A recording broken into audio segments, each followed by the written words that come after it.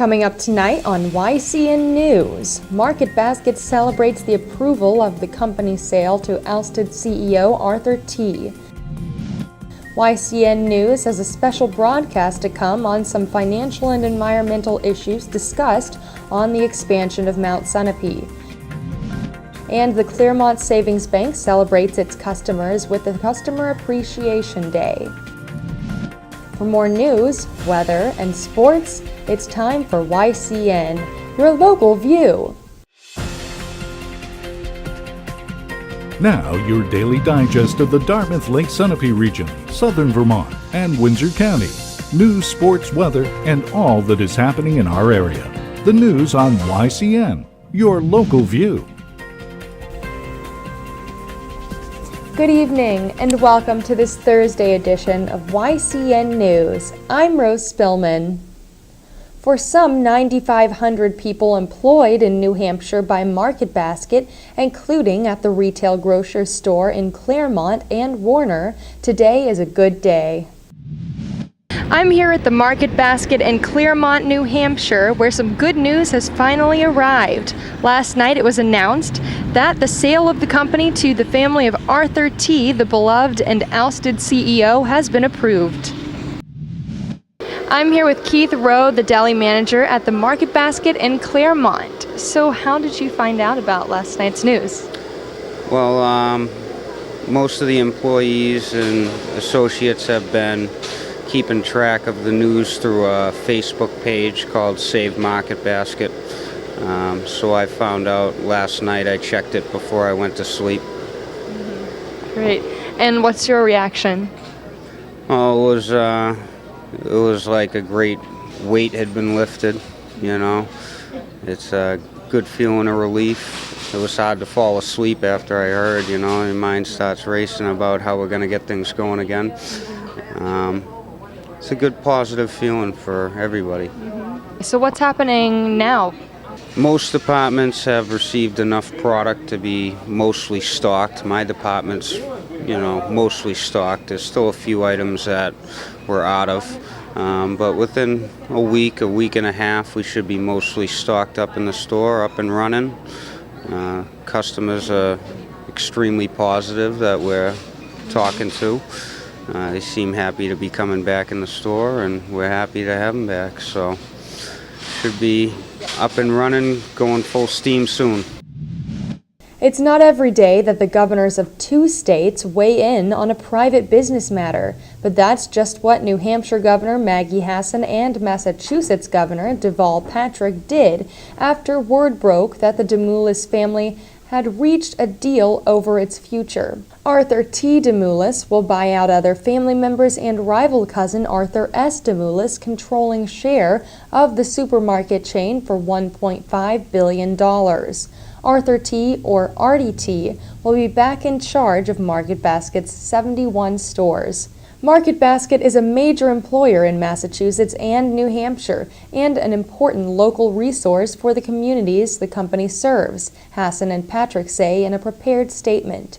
We are delighted that the parties have reached agreement on terms of sale and resolution of operating authority so that employees can return to work and customers will once again be able to rely on these stores to meet their needs, the governors add. Claremont store manager Arthur Parliament tells YCN News that the Washington Street store will begin restocking its inventory. That likely is true for Market Basket stores elsewhere throughout this next week. Market Basket employs 25,000 people among all of its locations. In Vermont news, a suspect in 2 sexual assaults in the Upper Valley is in police custody in New Hampshire. A White River Junction, Vermont man charged with 3 counts of sexual assault is being held on $75,000 cash bail, say Hartford, Vermont police. 48-year-old Richard Harrelson is at the Grafton County Correctional Facility in North Haverhill, New Hampshire. Police took Harrelson into custody earlier this week after a lengthy investigation with the Windsor County Special Investigation Unit and the Department of Children and Families. Harrelson on June 22nd allegedly forcibly raped a 38-year-old woman. While police investigated this matter, information came forward about his alleged sexual assault of a 15-year-old teenager. On August 23rd, police arrested Harlson in New Hampshire, an offense unrelated to the sexual charges. When this information came forward, Harlson was in turn held as fugitive from justice on the Vermont sexual offense allegations. In all, Harlson is charged by police with 3 counts of sexual assault, 2 counts of unlawful restraint, and 1 count of unlawful restraint in the 2nd degree. Harlson is awaiting extradition to Vermont, say police. Another key New Hampshire issue is before state officials, one beyond the state primary on September 9th. Whether you live near Mount Sunapee or not, whether you ski or not, the state's decision to approve or not an expansion at the resort will affect tax revenue for the state and the towns of Goshen and Newbury. In a special YCN News broadcast on Monday, tune in for a look at these financial and environmental issues. When YCN News returns, we'll take a look at the Customer Appreciation Day festivities at Claremont Savings Bank, and we'll continue with our weekly financial report. The YCN News continues in a moment. Welcome back to YCN News. I'm Rose Spillman. Today is Customer Appreciation Day for patrons and hoped-for patrons of the Claremont Savings Bank. Lines formed at the bank's main Broad Street branch for tasty food items from several different vendors. Also getting into the community spirit were members of the Claremont Fire Department, who barbecued chicken for guests to this outdoor picnic. Bank employees helped make the day successful. Every once in a while, I get a free lunch, and today is one of those days because I'm at the Claremont Savings Bank where they're celebrating customer appreciation and the city's 250th anniversary. So what is so great about today? Today is a beautiful sunny day for one thing, but it gives us the opportunity to give back to the community. There's various ways of giving back. Sometimes food is a wonderful way of bringing the town, the city together to visit. And I've met a lot of our customers today, and people in the community are just having fun being here. Why do you do this for the community? Well, Claremont is our community. We were founded here over 100 years ago, and we are a living part of what goes on in this community. And if you look around us, you'll see all the living parts, and that's citizens in the community, customers of the bank. And we give back money to different organizations for them to do well, and we just thought it'd be a nice offering to allow everybody to come here and have some food and visit with us in a very casual setting. And of course, it's the 250th anniversary of Claremont itself, and so this is kind of a kickoff, August and September, of all the activities going on in Claremont. On my left is Jamie Richardson, who works in marketing for Claremont Savings Bank. So what's your favorite thing about an event like this? I think truly it's looking around and seeing how many people love Claremont Savings Bank. It is an institution that has been here for 107 plus years, and clearly the community embraces us as much as we do them. So I certainly love an opportunity to bring everybody right here in front of our main office. I'm also here with Jen Beliveau, who works with business relations. So are you meeting a lot of new people today?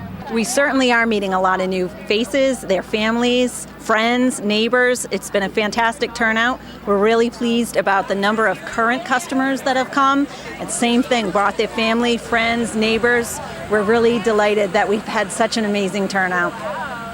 So Jamie, what about the 250th celebration? Well, it's certainly very exciting to have our 250th here in Claremont this year. This is an unofficial kickoff to the 250th in Claremont, but the bank did contribute to the 250th committee, and I'll let Sherwood Moody talk a little bit about that.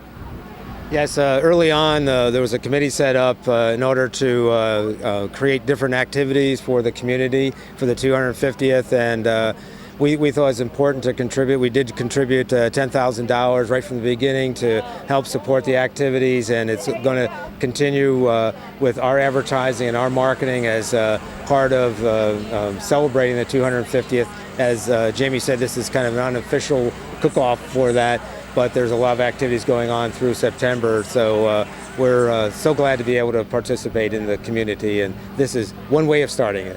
That's a wrap. Time to eat. I'm Rose Spillman for YCN News at Claremont Savings Bank's Customer Appreciation Day.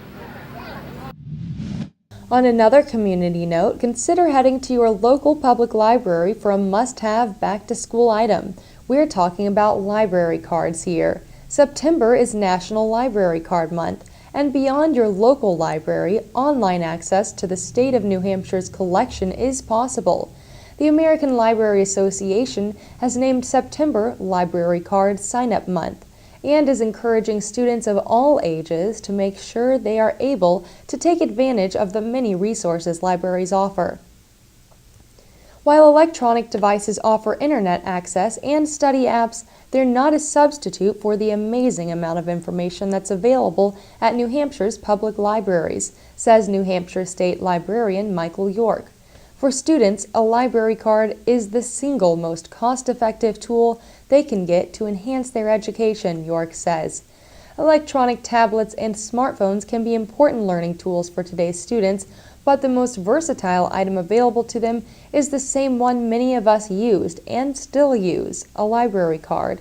Interlibrary loans, or ILL, extend the reach of a local library. For more information, visit www.nh.gov/NHSL.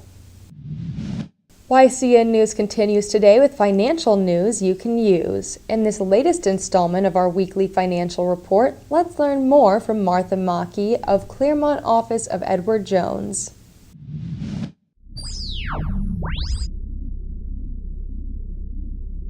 I've read that about half of families really don't save anything for college. And even though it may seem daunting to save the full amount, if you can save even a quarter or half of the amount that college costs, it will have a big impact on the amount of money your child has to borrow when they enter college, or the money that you come up with out of pocket during those college years.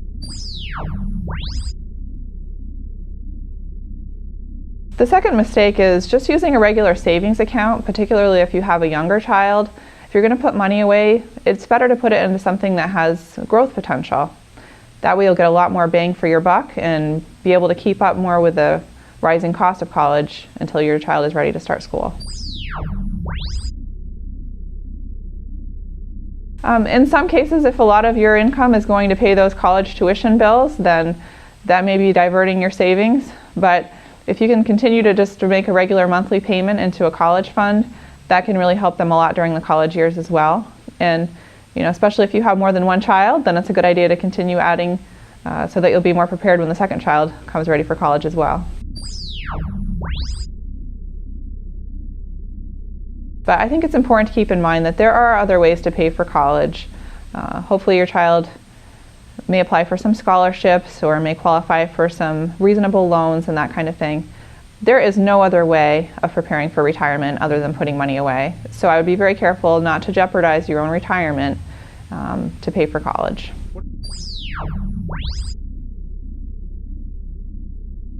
There's tax credits available that not everyone may be aware of. There's an American Opportunity Tax Credit that can be valued up to $2,500 if you're spending $4,000 or more on education. And that's something that people should really check with their tax preparer or CPA to see if they're eligible for it, and make sure they are structuring their finances properly to take advantage of it if it's available to them.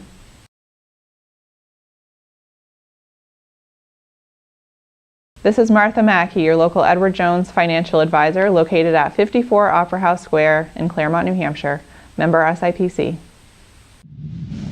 Thank you, Martha. Please follow YCN News for upcoming financial news reports. When YCN News returns, we'll join Upper Valley Chronicles Ann Holmes, who met with Elle Reichelt from Clay's Women's Clothing. The YCN News continues in a moment.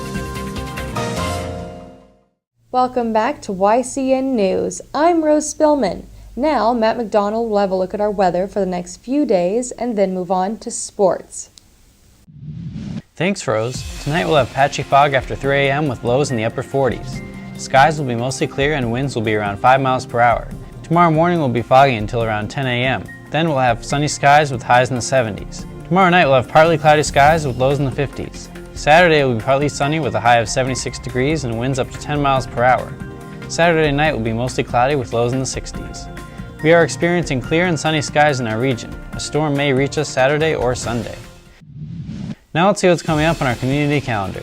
Tomorrow in Cornish, New Hampshire, the Board of Selectmen will meet at 3 p.m. In Vermont, the Bellows Falls Farmers Market will begin at 4 p.m. In Walpole, New Hampshire, the Farmers Market will be held at 4 p.m. Remember, you can submit local events from your community by sending them to news@ycnnow.com. And now let's turn to some New Hampshire Fisher Cats news. The Fisher Cats suffered a loss last night in Manchester against Harrisburg. Despite some great plays by the Fisher Cats, the final score was 9-6. Whichever team wins tonight will be determined as the winner of this 3-game series. YCN News will bring you the results of tonight's game tomorrow. Thanks, Matt. When YCN News continues, we'll join Capital Connections' John O'Connor, who met with Gary Lambert, candidate for U.S. Congress in New Hampshire's 2nd District. The YCN News continues in a moment.